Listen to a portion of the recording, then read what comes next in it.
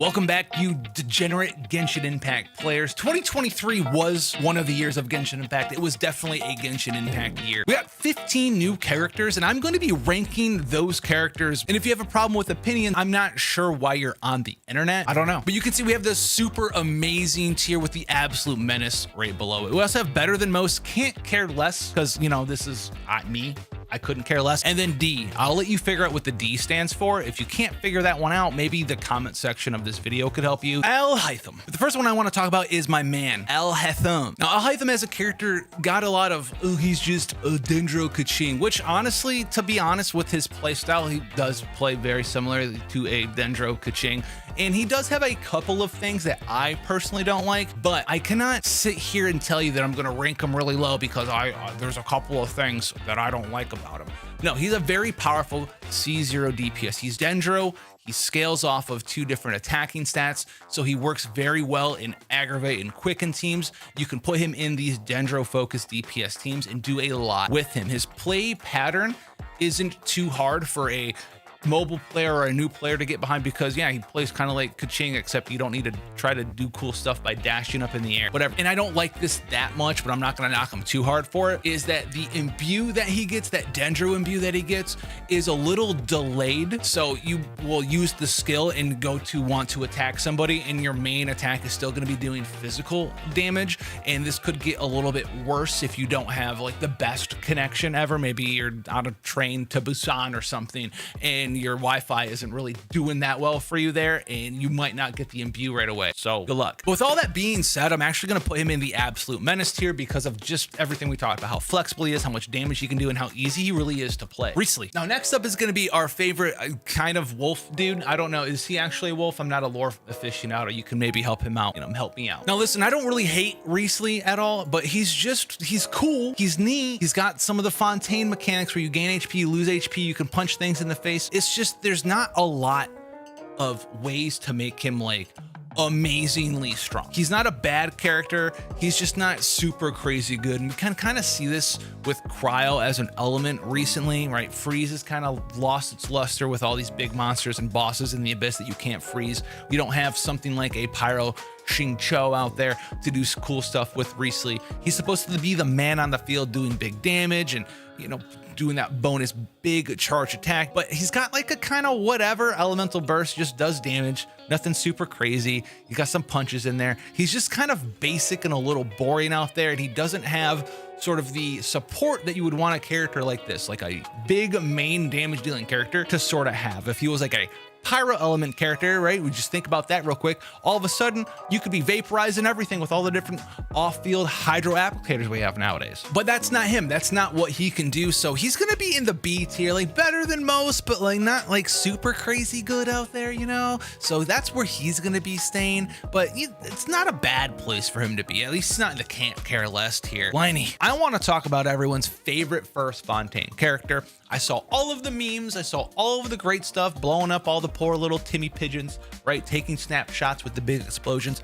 I want to talk about Lyney. I know he's near and dear to a lot of players' hearts out there, and he was the first Fontaine character, and everyone was like, ooh, my new shiny toy, let's make memes with him. They were cool memes, by the way. But if you know me at all, you know that I literally cannot stand level 2 charge attacks. I can't do it. I hate it. I literally gave Mihoyo like a lot of money, so I didn't have to have level 2 charge attacks on my Ganyu, and I'm surely not doing that again for another character like Lyney. I will say he does have a cool constellation sort of thing where for the first time we've seen constellations that increase your normal attack as well as your charge attack level, which is kind of neat out there. But unless you really like just doing level 2 charge attacks and exploding some things, if you really like that playstyle, go for it. But as for me and my house here, I'm gonna put my man Lyney in the couldn't care less category because I literally could not care less that he exists in the game. Kirara. We already covered a Dendro character, but let's talk about another one real quick. And for what she's fine. She applies Dendro. She's giving you a Dendro shield so you can block bloom damage better, right? It's okay. She applies and does a little bit of Dendro. She's not like a crazy character though. She's got this elemental burst that like spawns stuff and applies more Dendro. It's fine. It's okay. She's okay. I don't hate her, but for being like a support Dendro DPS sort of character, she's fine. I'm not excited about her. I don't hate her. And there's definitely going to be some other Dendro characters that I would absolutely suggest that you had on your account. And I thought they had better launches and more impact than Kirara did. So, I mean, I don't know really where to put her. Like, honestly, the fact that based off what I just said, that there's other characters I'd rather use, I'm gonna put her in the couldn't care less category too. I know opinions on the internet. It's tough. Yao Yao, but I'm not gonna leave you hanging because let's talk about another character I'd rather have on my account. And there's a couple of things that I like about Yao Yao. She was the first Dendro healer character, which doesn't sound like a lot on paper, but she was a 4-star Dendro character that would apply Dendro, so you could use her in your Bloom teams, your Aggravate teams, your Quicken teams, whatever. And she also had that healer role, which is awesome because if you're trying to make a team with characters that you enjoy in Genshin Impact, sometimes you were just like, I need a Dendro character or two so I can do Blooms and Aggravates and Quickens and stuff, but I also need to fit a healer in my team somewhere, and she made it so much easier to have access to a team that needed those requirements, would meet those requirements. So she was freaking awesome as a launch character when she was released. And if I have the correct memories, I do think that she was accessible for you to select for free from like the Lantern Rite Festival or some sort of event like that, allowing you to literally pick the only 4-star Dendro healer character that existed in the game at that time, meaning that she had a very powerful launch. And because of that, I will put her probably in the absolute menace category up there with Alhaitham because of just how unique she is as a character. In fact, talking about Dendro healers, I don't really think that there's any other 4-star Dendro healers in Genshin. I think she's the only one. Mika. Now this next one's gonna break my heart. Maybe I'll do them both back to back because they both broke my heart. But I want to talk about my big sad Mika. Let's just talk about Mika. Because listen, I have Constellation 6 Eula. I've always liked doing the big physical damage, and that sort of archetype and team has kind of died in Genshin Impact recently. So when Mihoyo was saying, hey, we're gonna have a cryo character that can help you generate some particles and increase physical damage and attack speed and all this other cool stuff, I was like, okay, dude, I'm gaming. I am ready. I am ready to game with this man. And it just didn't happen. It just didn't happen. He had the big crit damage bonus locked behind Constellation 6.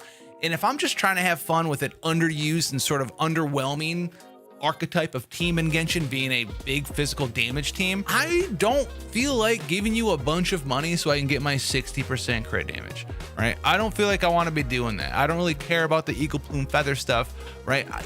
I don't really care. He was cool. He was a healer. You could fit him in your party, but we already had so many other cryo characters for these weird physical teams that could support you with shielding or healing in some way. I'm talking about like characters like Diona or even someone like Rosaria, who doesn't support you through healing, but supports you through applying cryo and increased crit rate and reduction to physical and cryo resist shred on enemies.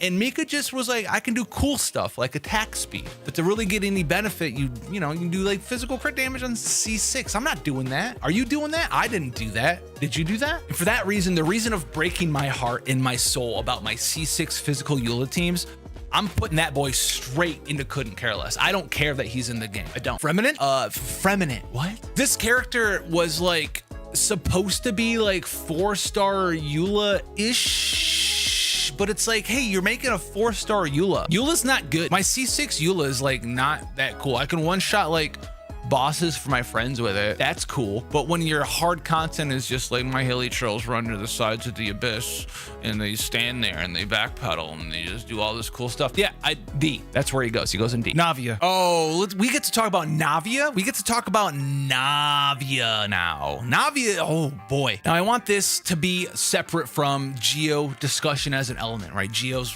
as an element is weird. And when I say Geo as an element is in trouble, I don't mean Geo characters are in trouble. I mean, Geo as an element and how it works with Genshin Impact characters is just, it's bad. It's in a very bad spot. It's in a very terrible spot. Navia tried to spruce this up by turning its elemental reaction into literal ammo because they can't figure out what else to do with it as an element apparently. And honestly, she does a lot of damage. She's really cool. There's a lot of flexibility with Navia. You can put her into a ton of different team compositions and have her work well. The most popular ones probably like Bennett, right? Buff up that damage, apply some stuff, maybe throw out some off-field applications, and you're good to go there. You buff up her attack, you do a bunch of damage that way. She's cool. She's got a lot of unique attributes. She's very easy to build as well because, well, she's a Claymore character that scales off of attacks. You can use old staples like Serpent Spine with her, Wolf's Gravestone. A lot of old weapons are very good on her as well. You don't really feel the need to go and pull for her brand new shiny 5-star unique weapon that for some characters, for instance, will be like, I scale off elemental mastery and attack and crit chance and crit damage. Oh, my weapon happens to do all of those things. Wow, I can't believe that happened. She just needs attack. She's cool. And for all of these reasons, I'm putting her in super amazing tier. Like, what else do you want me to say? Flexible, does big damage, fun to play with, have fun out there, go shoot things. I don't know. Charlotte. Another more recent character is Charlotte. And honestly, we need to think about and talk about Charlotte real quick because this character really irks me. She came out with a character, Furina, that damages your whole party. You're like, okay, she damages the whole party. Maybe I need a way to heal up my whole party real fast, real fast. Well, we have the ability to heal. Let's check it out here at C0. The active character. The active character. Why is it active character healing only? If I wanted an active character healing attack scaling cryo character, I'd use one of the 9 million Chi-Chis I had. Or, I don't know, maybe I'd go with a barrier using character like Diona or something. I'm not saying she's bad or she's awful. I'm sure there's a lot of cool things you can do with her. It's Genshin Impact. You can do cool things with every character. But as far as I'm concerned, when I saw this character, and I think I have like C6 of her, yay, D. Neuvillette. Mr. Neuvillette. Mr. Neuvillette. Mr. Neuvillette. I mean, he's going in super amazing tier. It's not that. It's not. I'm not even gonna go over his kit. He can solo fucking Abyss, okay? Whatever, man. That's where he goes. Kaveh. Kaveh. Now, Kaveh was an interesting one. Kaveh's an interesting monster, and there's a little bit of lore with Kaveh I wanna explain to you real quick. And I'm not gonna lie to you, he's a little underwhelming. He's supposed to be like this dendro core popper, but it's also like if you just make more dendro cores, they'll pop on their own. So like the gimmick was like you can make, you know, some other hydro character have low elemental mastery, right? And spawn all of the cores for you, and then your Alhaitham with like decently high elemental mastery can force pop those cores, and the cores popping and the dendro damage they'll do will be based off of his elemental mastery, possibly. But it's like, are you really going to try to do that? Are you really going to try to do that? Do you really care that much? Why aren't you just, I don't know, spawning the cores or whatever with someone with elemental mastery? It's not that big of a deal. It's not that hard to do. And if you don't want to do that, just swap Kaveh out for an electro character with elemental mastery on it, you know, and do it that way. Just do it that way. It's easier to do. We don't need a whole other character for, I want to be shitty hyper balloon. We don't need that. We don't want that in the game. The coolest thing he did, and I say cool, maybe we'll use the term impactful. The most impactful thing that Kaveh did was shut down everyone's want to play multiplayer because people could literally blow up things in your world and planet for forever, including like, I don't know, statues of the 7, so you couldn't ever use them again because they would disappear off of your account, okay? And it's for that reason alone, he goes straight into absolute menace here. The man literally shut the game down, okay? He shut it down. Lynette. Now, Lynette is a character that I want to use so much. I want to use her so much. She's very cool. She's got this super awesome stealth assassin combat elemental skill where she like turns into the Shadow Realm and runs in with this Enigma thrust. It's super friggin' cool. I love it. She's got a magic trick. She turns into a boggle bot, whatever that is. I don't know. But what she doesn't have natively in her kit until your Constellation 6 is Animo Infusion. I am so sad that some characters like this, or you just want to, she's not going to break the meta. If this was built into her kit, it won't break the game. It'd just be a cool thing to do. I mean, that's my face. That's how I feel. That's literally how I feel. You know what? Until then, couldn't care less. Couldn't care less. Dehya. If you couldn't figure it out, this D down here, this is the Dehya tier. All right, that's where she goes. Baizhu got even better with the launch of some other characters and Fontaine mechanics that require you to heal. Being a Dendro character makes you extremely flexible. You play well with one of the best, actually the best element in the game of Hydro. So it opens you up to Bloom teams, Hyper Bloom teams. You can do stuff like that. You also have the ability to play with Electro for aggravate as well as quicken teams. So he's going to be doing a lot of cool stuff. He's got a very powerful elemental skill. It's a very short 10-second cooldown, very nice quick burst of healing. And he's got the ability as a catalyst character to just do and apply Dendro as much as you want. Even his heal applies Dendro. His normal attacks will always apply Dendro. And then you have the elemental burst, which is going to give you some nice small shields, a little bit of Spirit Vine damage to apply more Dendro, and also has some quick mini heals over and over and over and over. Every time that shield breaks or is reapplied, you're going to get some nice little healing over and over and over, which is sick. So yeah, I spoiled it for you. Originally, before the launch of our last character here, I probably would have put him in like the absolute menace category, but I think Baizhu is actually really strong now. Furina, one of the best characters of all time in Genshin Impact. That's where she's gonna go. That's where she's gonna be for forever. Off-field damage, which is insane off-field damage at Constellation Zero. Some nice upfront healing if you want to do that. You can use it in the open world as well if that's something for you to do. You can even min-max certain team compositions and rotations based around cycling through all your supports while she's in heal form, popping her burst, swapping her back to DPS form, and then quickly draining everyone's health while someone else does a little healing for you there.